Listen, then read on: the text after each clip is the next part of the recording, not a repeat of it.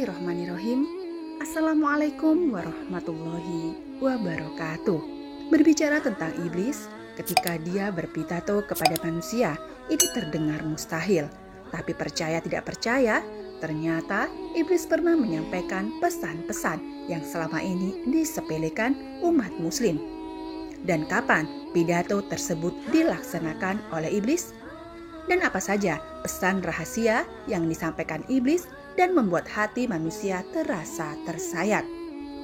Bukan cuma khotib, ustadz, atau kiai yang pernah memberikan khutbah pada manusia.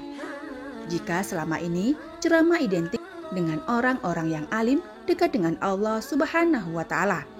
Namun, ada sebuah kisah yang memperlihatkan bagaimana iblis memberikan nasihat kepada manusia.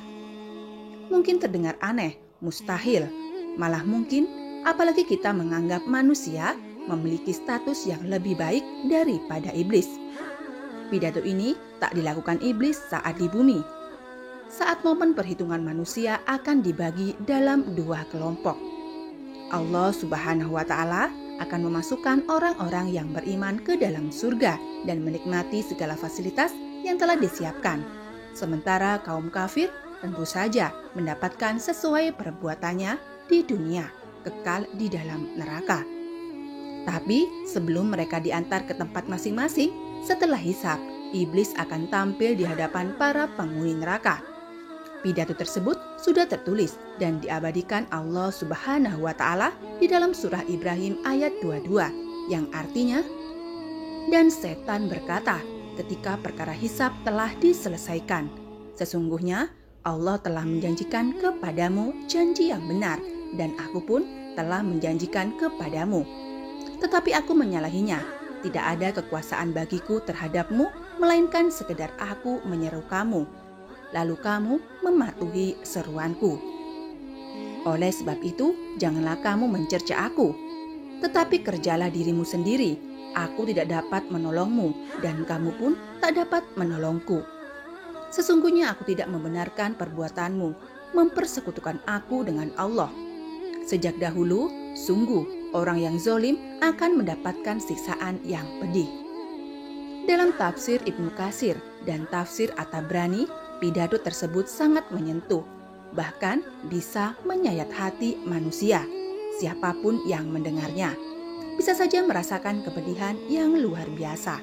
Bahkan semua manusia dari kelompok penghuni neraka larut dalam tangisan mendengarkan pidato tersebut. Jika mengamati kembali apa yang terkandung di dalam pidato tadi, maka tergambar bagaimana pengakuan setan di hadapan Allah Subhanahu wa Ta'ala, juga informasi jika urusan hisab telah berakhir di padang mahsyar.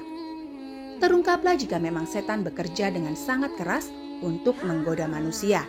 Tak heran kita akan terus menjumpai kriminalitas, kejahatan yang semua kini merajalela dari segala sisi. Entah urusan keluarga, politik, pemerkosaan, bullying, kekerasan, hingga hal-hal yang bersifat personal yang tak hanya terdeteksi oleh diri sendiri. Mungkin awalnya seseorang melakukan kejahatan dengan perasaan amat bersalah. Namun, lambat laun jika hal tersebut sudah terus-menerus dilakukan, ditambah lagi circle atau lingkungan yang semakin toksik, justru mendukung keburukan, maka tak heran juga sikap empati sudah terkikis dari hati manusia. Ayat tadi itu menurut tafsir Kementerian Agama, ada salah satu setan yang memang memiliki misi menyesatkan manusia, mengubah pola pikir kita bahwa kejahatan adalah perbuatan yang baik, hebat, dan keren.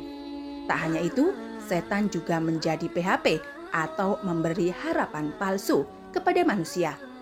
Mereka menjanjikan akan memberikan banyak iming-iming jika manusia mengikuti langkah serta tips mereka. Padahal pada akhirnya mereka tak akan bisa memenuhi janji-janjinya. Pengakuan tersebut ditunjukkan kepada orang-orang yang sudah terlanjur percaya, namun sudah tak bisa berpindah golongan. Ibarat pepatah, nasi sudah menjadi bubur. Setan tak ada kuasa untuk menolong mereka. Karena itulah manusia menjadi serba salah. Penyesalan pun tak ada guna. Umat manusia semakin meraung-raung, tapi mereka sudah menemukan jalan buntu. hati mereka semakin pilu. Apalagi setelah mendengar surah Az-Zumar ayat 71. Orang-orang kafir dibawa ke neraka jahanam berombong-rombongan, sehingga apabila mereka sampai ke neraka itu, dibukakanlah pintu-pintunya dan berkatalah kepada mereka penjaga-penjaganya, apakah belum pernah datang kepadamu rasul-rasul di antaramu yang membacakan kepadamu ayat-ayat Tuhanmu dan memperingatkan kepadamu akan pertemuan dengan hari ini? Mereka menjawab, benar telah datang, tetapi telah pasti berlaku ketetapan azab terhadap orang-orang yang kafir. Mereka semakin bergejolak, menolak, dan tak sanggup jika harus bernasib sama dengan orang-orang yang masuk ke neraka jahanam. Dari kejauhan, api neraka pun juga semakin membara menantikan kedatangan mereka. Hal ini tergambar dalam surat Al-Furqan ayat 12. Apabila neraka itu melihat mereka dari tempat yang jauh, mereka mendengar kegeramannya dan suaranya dan nyalanya. Pada awalnya, kita mungkin tak sadar jika setan berusaha menyesatkan kita. Bayangan api-api neraka bisa saja memudar ketika kejahatan sudah menutupi hati kita. Kita merasa bodoh amat, cuek, dan tebal muka ketika diberikan peringatan oleh Allah Subhanahu wa Ta'ala. Beberapa waktu lalu misalnya, kasus penganiayaan yang melibatkan anak seorang pejabat menjadi sebuah tamparan keras bagi kita tentang bagaimana bisikan setan begitu nyata untuk semua kalangan. Kita mungkin pernah mendengar kisah perampok orang miskin yang mencuri karena ingin memenuhi kebutuhan hidup. Tapi berita tentang pejabat yang korupsi karena memenuhi gaya hidup lebih banyak mengisi timeline media sosial kita. Juga diamati para pejabat ini sudah diberikan karunia dan rezeki yang berlimpah oleh Allah Subhanahu wa Ta'ala dari segi harta, tahta, serta pendamping hidup yang menawan. Tapi seolah tak pernah puas, rasa haus itu terus-menerus menghantui manusia. Namun meski kaya, apakah orang-orang ini merasa cukup? Seandainya manusia diberi 2 lembah berisi harta, tentu ia masih menginginkan lembah yang ketiga yang bisa memenuhi. Dalam perut manusia hanyalah tanah. Allah tentu akan menerima tobat bagi siapa saja yang ingin bertobat. Hadis riwayat Bukhari. Dalam sebuah hadis disebutkan, jika perasaan cukuplah yang menjadi indikator kekayaan yang hakiki bagi manusia. Hal ini disampaikan langsung oleh Rasulullah SAW. Kekayaan yang hakiki bukanlah dengan banyaknya harta, namun kekayaan yang hakiki adalah hati yang selalu merasa cukup. Hadis riwayat Bukhari dan Muslim. Lalu kenapa orang-orang yang sudah tahu memiliki masalah di hati namun enggan memohon ampun kepada Allah Subhanahu wa Ta'ala? Hal ini juga disebabkan oleh keahlian setan tasrif untuk menghasut manusia agar menunda-nunda bertaubat. Tak hanya itu, dosa-dosa kecil pun juga selalu diremehkan oleh setan. Mereka akan membuat kepala kita seolah-olah yang kita lakukan hanya hal-hal yang remeh. Padahal nanti setelah dosa kita berbukit-bukit, barulah kita sadari kalau kita sudah menabung dosa sebanyak itu.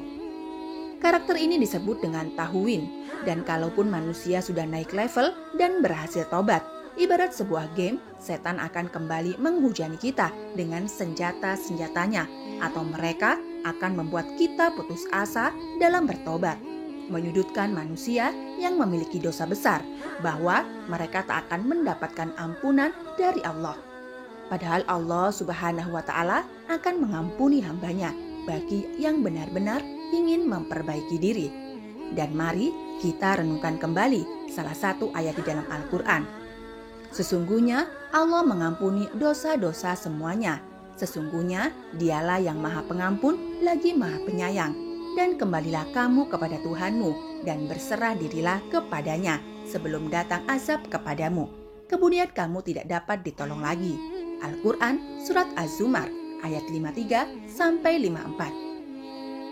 Namun ayat tadi tentu menjadi musuh bagi setan. Mereka akan memutarbalikkan fakta sehingga kita akan sangat bucin kepada mereka. Karena itulah Imam Al-Ghazali memberikan beberapa tips agar kita bisa melewati tantangan-tantangan tersebut. Sebagai muslim, kita harus berjuang menutup semua jalan akses yang dilalui setan, sehingga mereka tak bisa mendekat apalagi menguasai kita. Akan tetapi boro-boro menutup akses jika kita pun tak tahu jalan menuju pintunya.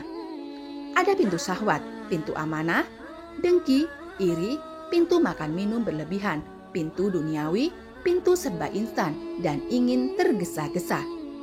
Dan juga pintu suuzon dengan orang lain, khususnya umat muslim. Jadi, tugas pertama kita adalah mengenali pintu-pintu tersebut, lalu menutupnya rapat-rapat. Demikianlah video ini saya buat, semoga bermanfaat. Wassalamualaikum warahmatullahi wabarakatuh.